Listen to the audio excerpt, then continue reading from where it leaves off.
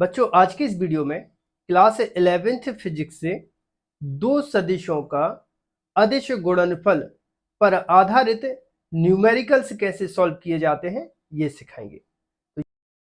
तो जैसे अपन को ये क्वेश्चन दिया है, ए वेक्टर बराबर 2i cap minus 2j cap minus 3k cap और बी वेक्टर बराबर 4i cap plus 3j cap minus k cap हो तो इनका अदिश गुणनफल ज्ञात कीजिए। ठीक है, तब ऐसे क्वेश्चन को सॉल्व करने के लिए आपको क्या करना है, देखिए ए वेक्टर फिर लगाना है डॉट बी वेक्टर। ठीक है, A vector dot B vector होता है तो इसको बोलते हैं अदिश गुणनफल। इक्वल, अब क्या करना है अपन को, सबसे पहले यहाँ पर देखिए ए वेक्टर का मान कितना है 2i cap minus 2j cap minus 3k cap. तो इस मान को यहाँ पर रख देना है ब्रैकेट लगा के, ये हो जाएगा 2i cap minus 2j cap minus 3k cap. फिर ठीक है, फिर डॉट है तो यहाँ पे आपको डॉट लगा देना है। फिर यहाँ पर देखिए बी वेक्टर का मान अपन को क्या दिया है 4i cap plus 3j cap minus k cap. ये मान को अपन को यहाँ पर दूसरा ब्रैकेट लगाना है और मान रख देना है, क्या हो जाएगा देखिए 4i cap plus 3j cap और माइनस k कैप। अब देखो बच्चों अदिश गुणनफल कैसे ज्ञात करते हैं। यहाँ पर देखिए आपको दिख रहा होगा 4i कैप और यहाँ पे आपको दिख रहा होगा 2i कैप।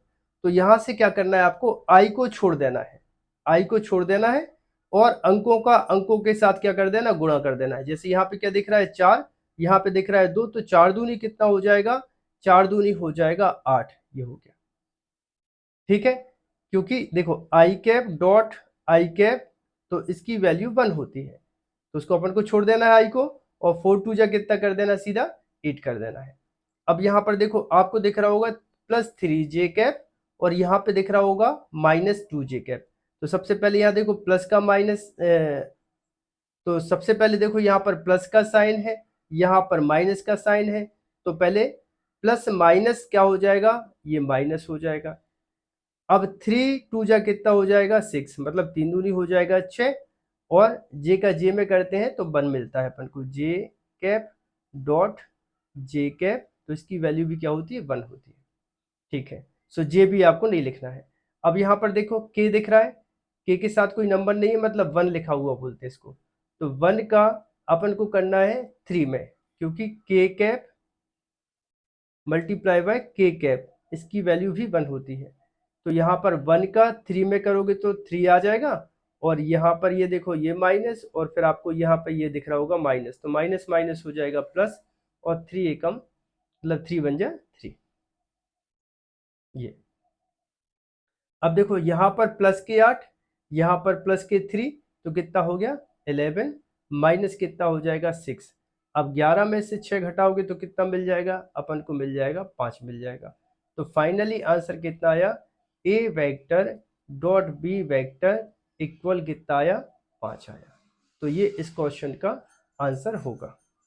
नेक्स्ट क्वेश्चन देखिए, सिद्ध कीजिए कि यदि ए वेक्टर बराबर 2i cap plus 3j cap plus k cap तथा बी वेक्टर बराबर 2i cap minus 4j cap plus 8k cap परस्पर लंबवत है, ये अपन को सिद्ध करना है। अब इसको सिद्ध करने की शर्त यह होती है कि देखिए अगर ए वेक्टर और बी वेक्टर परस्पर लंबवत है तब ए वेक्टर, इसको लिखते हैं सूत्र समझ लीजिए, A vector dot B vector, ठीक है, A vector dot B vector equal होता है 0। तो मतलब ये होगा कि ए वेक्टर और बी वेक्टर परस्पर लंबवत है। चलो सॉल्व करें इसको अपन। तो सबसे पहले क्या रखेंगे अपन, ए वेक्टर डॉट हो जाएगा बी वेक्टर। तो यहाँ पर देखो ए वेक्टर का मान अपन को कितना दिख रहा है, ये अपन को ए वेक्टर का मान दिख रहा है।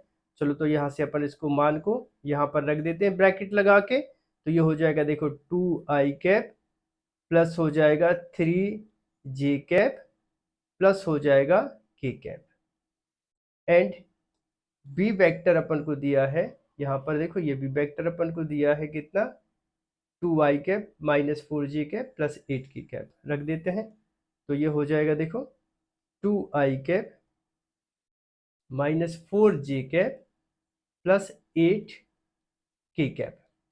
तो क्या बताया था अभी अपन को, 2i का 2i में मल्टीप्लाई करना है, ठीक है। तो i छोड़ देना, 2 जा कितना हो जाएगा 4, तो यहाँ पे आ जाएगा 4।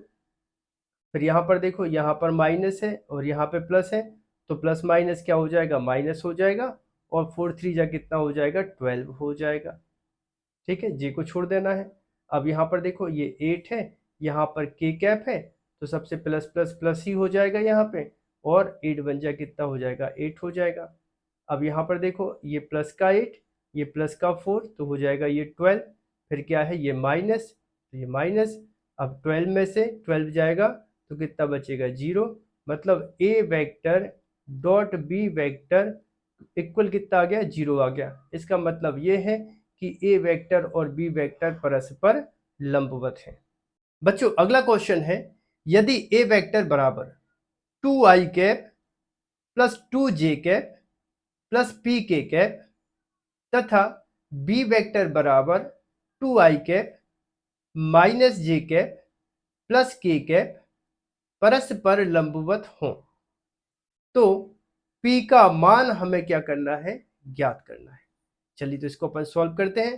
परस्पर लंबवत होने की शर्त क्या होती है, a vector dot b vector बराबर कितना आना चाहिए 0,